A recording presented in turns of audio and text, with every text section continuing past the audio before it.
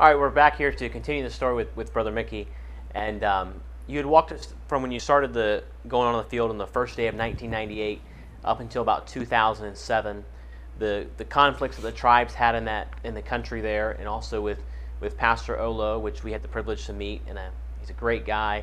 But you had talked about him of not speaking his native language anymore, and brought us up to you were talking about the election year that was coming up, and I think that's where we left off. If you could maybe start there. And you know, Brother Mickey, I mean, to talk about Brother Olo for a second and some of this tribalism where it comes together, you know, I mean, we're over there, we don't know what we're doing or what we're saying or anything, and we're trying to figure out the handshake, you know, in Kenya that they've got going back and forth and stuff. And we have no idea. It was several days into the journey before we came to you and your church. And many of the different facets of ministry that we were with had actually, you might say, embraced the tribalism. Right. And so when we were at your church, we had no idea that some of what we were learning won't work with your ministry. Right. And so there we were, and I was sort of conducting myself like I was thinking I was fitting in. And at your church, Brother Olo corrected me and said, "We don't do that here." And that's where I thought, man, I don't know what line I crossed, but and Olo's an intimidating. Yes, Yeah, I was gonna say he's a hard read. He's intimidating. When we first got there, I was like, I mean, understand this guy is, how tall is he? He's 6'6" something. Yes. And he is built like a brick house. Yeah, and he's got a firm handshake. And when we first got there, I thought, man, who is this guy? You know, he looks like he could just rip you to pieces, but absolutely a loving, caring guy. And when we were there eating at his house, I mean, preferring all of us, you know, to sit at the table, to have nothing but the best, was just moving. And the closeness that there is between the two of you is so very evident. Isn't his son named after you? Yes. Yeah. Actually, about all of his kids are named after somebody in our family. Wow. His oldest is named after my wife, and our families have been very close. You know, my children grew up looking at Brother Justice as their pastor. Wow. And they were not ashamed of that, and they love him dearly. But you're right. He physically he's intimidating. He has a heart of gold. He just has a heart that's so tender towards the things of God. But you know, it's unusual for an African to say to an American, "I'm sorry, we don't do that here." It's because it's just in their nature to defer to Americans in that way. But see, he has confidence in what he's doing. You know, and this is our church. This is my church. I'm the leader, and you know, and he'll speak up. Amen. Yeah. That's what we need, more men of God like that. That's absolutely. And so, getting back to the timeline here, we're having an election, and the two men vying for the election at this point are really the two tribal leaders of the Kikuyu and Luo. They're looked at the leaders. You have on one hand a president who, Kibaki, who had taken over from a long-serving president, and when he took over, the country was unified. But again, as it happens, people became disenchanted because many thought that he was favoring his own tribe. So now, Raila Odinga, who's the leader really of the Luo people, has declared he's running for president. And he has a large backing. He formed a large coalition of other tribes. And you could see that it was going to be a tight election. And you could hear the rhetoric leading up to the election being a little bit different than in times past. Again, as I mentioned, there's always some isolated violence and such in elections. A lot of times politicians will use division to unite their people behind them. And you saw that going on a lot. And so as we were getting closer to the election, our church started holding prayer meetings every morning, 6 o'clock in the morning. Wow. Because we are a church of mixed tribes. And I knew that there were people in our church that some were going to vote for this and some were going to vote for this, because their policies for the country were about the same. You know, it's not like a political division over here where one side maybe has a complete different politics than the other side. You know, much of it's the same. The difference is that if my man wins, it's going to favor my tribe.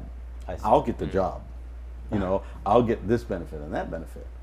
And so I know that in our church we have people that are going to vote for different a different presidential candidate.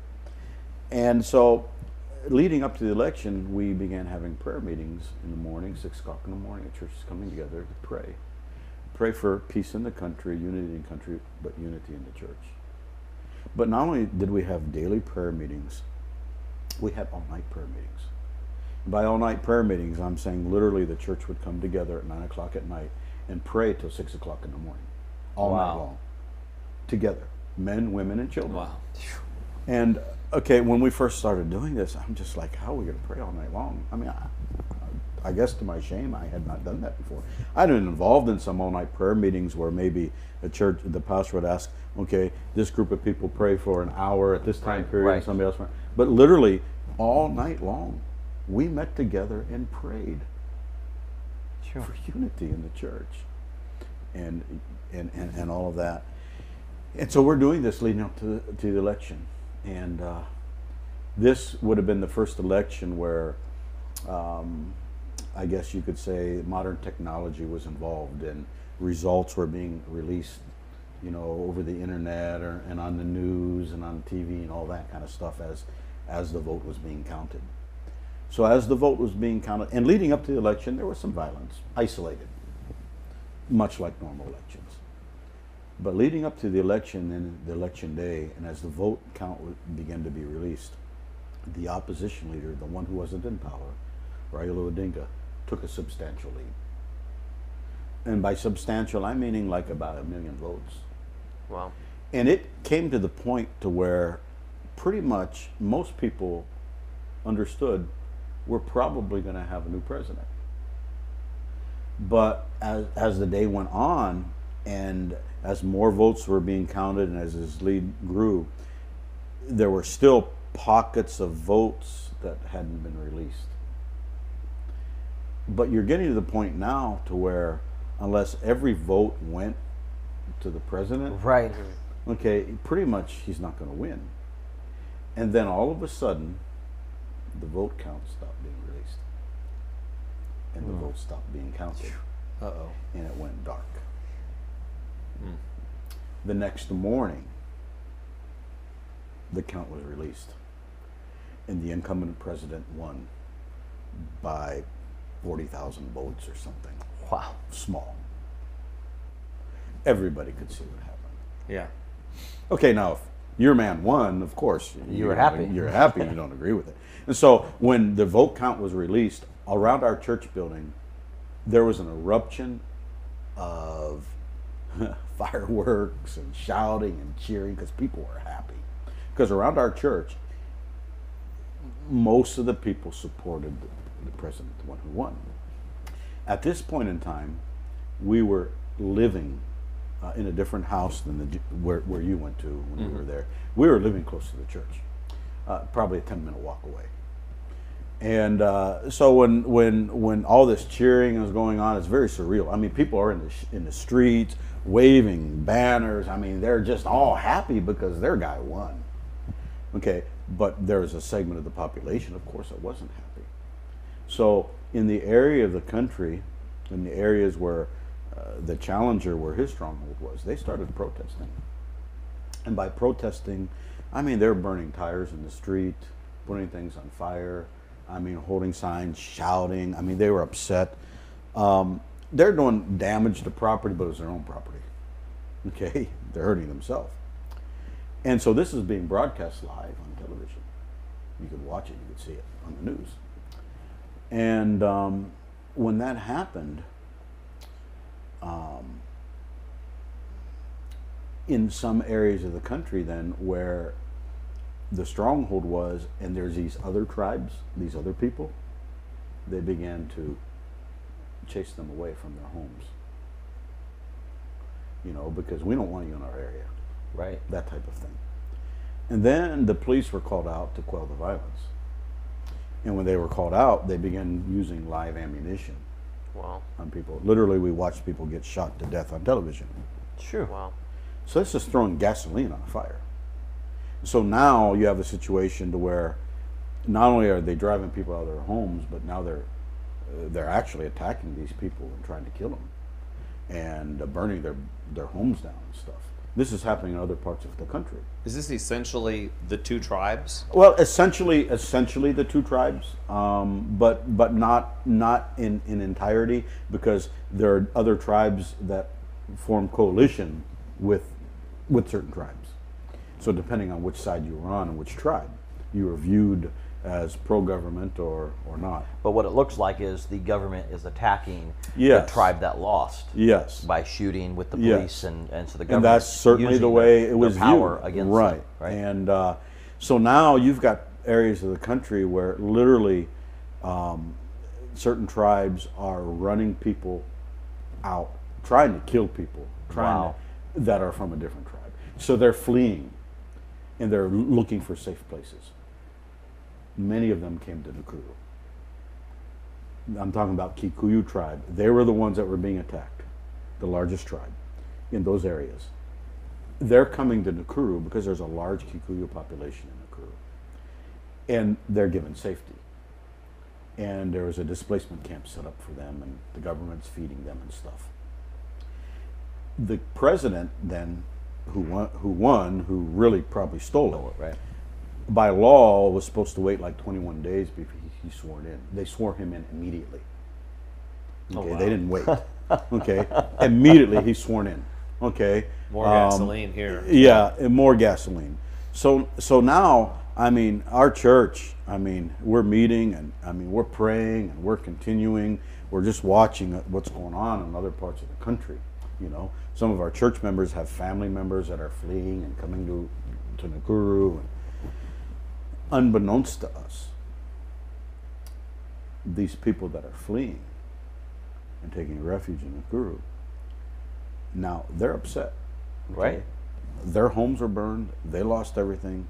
People are trying to kill them. And so they're saying to their tribal people in Nakuru, why are you living amongst these people? They're trying to kill us. Don't you see what they're doing to us over there? Trying to fan the flames. An event that took place probably about 3 hours from us when this was going on, there was a group of people that took refuge in a church building, thinking that they'd be safe there. These attackers came to that church building. It was a wooden building. They locked the doors from the outside, and they set the building on fire. Oh my. And almost 70 people burned to death Oh Wow. in the church building. This is what's going on. And I mean, we see this happening, we hear about this, and it's just, what in the world is happening to this country? And so when this stuff's going on, it's underneath, it's causing a groundswell of people who want retribution, want revenge. So this is what's going on. In our town, in Nakuru, things were still relatively peaceful. Every morning we're having prayer meetings. Leave early in the morning to go to the church. After prayer meeting we go home. We get up one morning to go to church, and then we pass a building not far from us, actually a house, that's burned to the ground. It burned overnight. You can still see the smoke coming up. And I can remember saying to my wife and family, like, wow, look at that house burned down.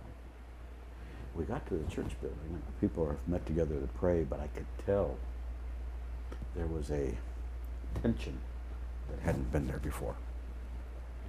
We had a prayer meeting, talked to some people, and they said, yeah, some people came through in the night and burned some buildings down, burned some houses down, and chased some people from their houses.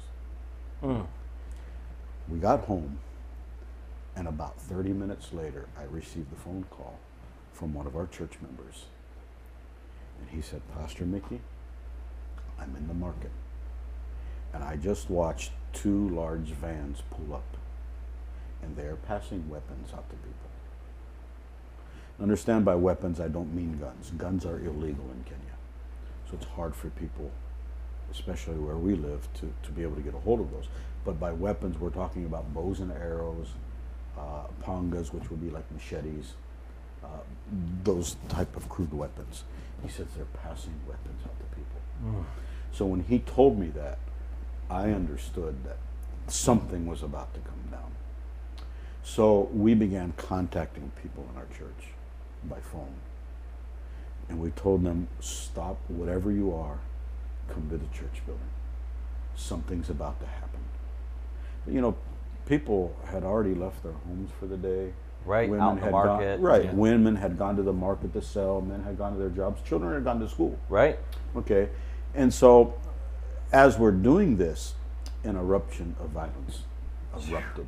Now, when I say a violence erupted, where this man was calling me from was just across the street from where we lived. We could actually see the marketplace from our house across the main road that goes through Nakuru. We could actually see that place across there, and that's where it erupted.